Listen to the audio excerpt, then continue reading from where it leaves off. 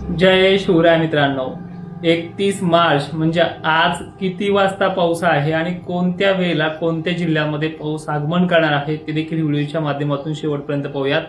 आणि महाराष्ट्रामध्ये काल बऱ्याच ठिकाणी 30 तारखेला अनेक ठिकाणी अवकाळी पाऊस झालाय, जसं सांगितलंय त्यापेक्षाही काही ठिकाणी जास्त झालाय आणि ज्यांना सोडणार होतं किंवा जसं पेंडवलता आवाज गर्जना वगैरे होणार होती तशा पद्धतीने झालं देखील आहे। पण आज 31 तारखेला महाराष्ट्रात काही ठिकाणी अजूनही वातावरण सक्रिय राहणार आहे। त्यापेक्षाही पुढच्या 2-3 तारखा देखील सर्वाधिक जास्त असणार आहे, त्यामुळे सर्वांनी ह्या व्हिडिओकडे शेवटपर्यंत लक्ष द्यायचंय। तर बघा, आजची 31 तारीख जे पूर्व भागांमध्ये सध्या ढगाळलेलं वातावरण आहे ते खाली सरकून जाईल आणि ऐन दिवस मावळता संध्याकाळच्या वेळेला कोल्हापूर, बेळगाव, कर्नाटकच्या अनेक भागांमध्ये पावसाची शक्यता राहणार आहे। नांदेडमध्ये मोजक्या ठिकाणी, विदर्भ, मराठवाड्यातल्या जालना आणि उत्तर भागामध्ये तुरळक ठिकाणी आजचा पाऊस असेल। कालच्या सारखं भयानक वातावरण नाहीये। नाशिक, धुळे, मालेगाव क्षेत्र ह्या भागात मोजक्या ठिकाणी राहील। लातूरमध्ये सावंतवाडी, उदगीर, निलंगा पट्टा, दक्षिण लातूर परिसर, पूर्व लातूर परिसर, नांदेडचा काही आणि यवतमाळचा मोजका भाग आजच्या वातावरणाच्या रडारवरती आहे। पुणे तुरळक ठिकाणी, त्याबरोबर सांगली मोजक्या ठिकाणी, सोलापूर पूर्व भाग, धाराशिव दक्षिण भाग, इकडे बुलढाणा जिल्ह्यातल्या मेहकर वगैरे लोणार परिसरात तुरळक ठिकाणी, शेवगाव पट्ट्यामध्ये मोजक्या ठिकाणी, ठीक आहे। नागपूर उत्तर भाग, चंद्रपूर दक्षिण भाग, यवतमाळ पूर्व भाग। आजची 31 तारीख जास्त मोठी नाहीये, 10%चं 15%चं वातावरण आहे। बीडमध्येही मोजक्या ठिकाणी, परभणीमध्ये मोजक्या ठिकाणी। आज मोजकं का म्हणतोय, कारण की तशा पद्धतीने आहे तसं बोलणार। जास्त असेल तर जास्त सांगणार, कमी असेल तर कमी सांगणार, पण तशा पद्धतीने वातावरण आहे। मग तुम्हाला हळद वगैरे सतर्क राहावं लागणार का आहे, तरी सतर्क राहाच। मराठवाड्यातल्या आणि विदर्भातल्या शेतकऱ्यांना विनंती आहे की हे वातावरण तुम्हाला कमी जरी वाटत असलं तरी जिथे बी पडेल तिथे स्थानिक लेवलला बऱ्यापैकी नुकसान करू शकतं। त्यामुळे तुम्हाला 4-5 वाजेच्याही आसपास तुम्हाला तुमचा हळद वगैरे गोळा करून ठेवणं आहे। दिवसभर काही त्रास नाहीये, पण आज दुपारनंतर 4-5च्या नंतर तुम्हाला ते कामं करायची आहेत। तर उद्याची 1 एप्रिल महिन्याची सुरुवात वातावरणाच्या रडारवरती असलेला पहिला जिल्हा म्हणजे कोल्हापूर, कर्नाटकचे बेळगाव, हुबळीपर्यंत मेघगर्जनेसह गारपिटीचा रडार बनलेला आहे।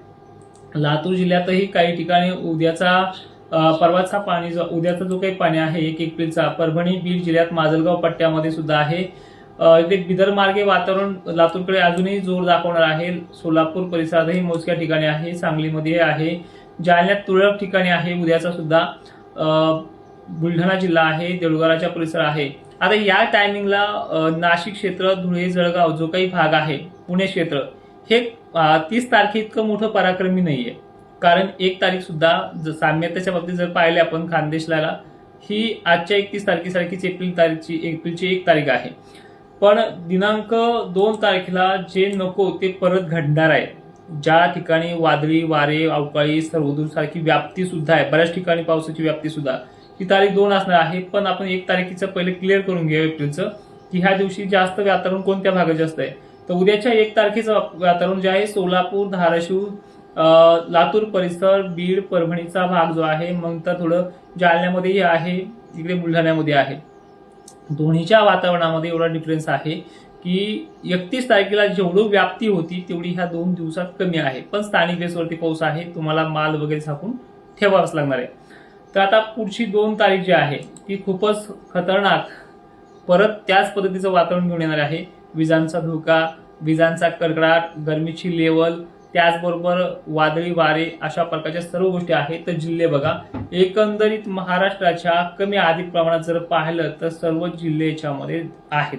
तर जास्त करून कोणता भाग हा सर्वाधिक जास्त असेल, पुणे, कोल्हापूर हा परिसर जास्त आहे, सांगली देखील भाग आहे, बेळगाव देखील आहे, बसव कल्याण देखील आहे, अहिल्यानगरची व्याप्ती सर्वाधिक जास्त राहणार आहे, छत्रपती संभाजीनगर आणि बुलढाणा, अकोला, जालना 1 नंबर व्याप्तीच्या वरती राहील। जसं रात्री झाले 30 तारखेला सेम टू सेम ह्या 2 तारखेला होणार आहे। त्यानंतर लातूर, बीड भागामध्ये पावसाळ्यासारखा वाहुणी पावसाची नोंद होईल। मी मागे पण सांगितले, ऊस उत्पादकांना उन्हाळ्यामध्ये फायदा अनेक ठिकाणी होणार आहे। अकोला, अमरावती आणि नागपूर हे जिल्हे देखील रडारवरती सर्वाधिक जास्त असतील। आणि 2 तारखेला सर्वाधिक जास्त नोंद होणारा मराठवाडा विदर्भाचा सर्व जिल्ह्यांचा याच्यामध्ये समावेश आहे।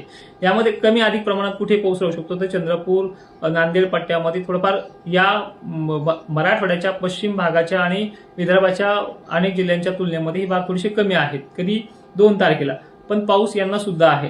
तर पावसाळ्यासारखा वादळी पाऊस किंवा गारपीटचा शेड्यूल ह्या 2 तारखेला लातूर, परभणी, बीड, जालना, छत्रपती संभाजीनगर, बुलढाणा, अकोला, अमरावती, नागपूर, मध्य महाराष्ट्र विदर्भाचा समावेश आपण सांगितलेला आहे। तर या टायमिंगला पाऊस होणारे भाग कोणते असतील त्यानंतर सुद्धा धुळे, जळगाव, नाशिक क्षेत्र, पुणे, कोल्हापूर वगैरे भागाचाही पूर्ण बाष्प बनेल, भाग घ्यायला सुरुवात करेल।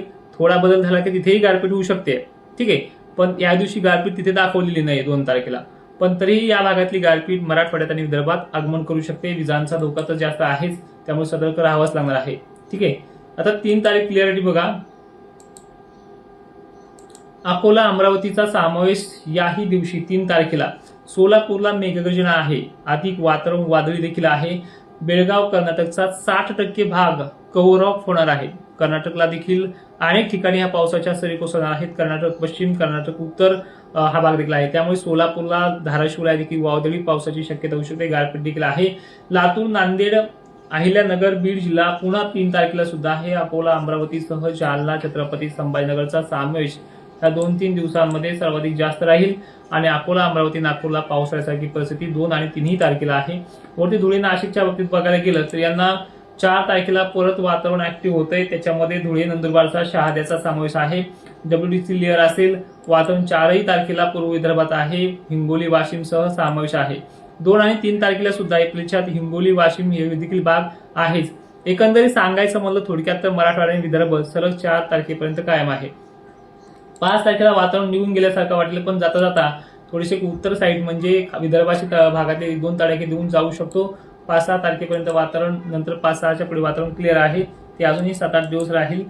विषय विनंती अशी आहे, वातावरण पुन्हा 6-7 दिवस कमी झालं की परत पावसाची नोंद होणारा परिणाम महाराष्ट्रामध्ये होतच राहणार आहे। त्यामुळे सगळ्यांना विनंती आहे की राज्यामध्ये ह्या सगळ्या परिस्थितीचा अजूनही तुमच्या भागानुसार, तालुक्यानुसार अंदाज पाहिजे तर आपलं प्ले स्टोअरला तोडकर हवामान अंदाज नावाचं ऍप्लिकेशन आहे, त्या ऍप्लिकेशनमध्ये या। त्या ऍप्लिकेशनमध्ये तुम्ही तुमचं नाव, OTP टाकून जनरेट करा आणि जिथे काही फी आकारली आहे दक्षिण महाराष्ट्रासाठी, कारण की सोशल मीडियावरती दक्षिण महाराष्ट्राबद्दल मला बोलता येत नाहीये, त्यामुळे तिथे ऍप्लिकेशनमध्ये तुमच्या गरजेसाठी जो अंदाज बघायचा तो बदलून घ्या आणि तिथे तुमचे प्रश्न देखील विचारले जावा।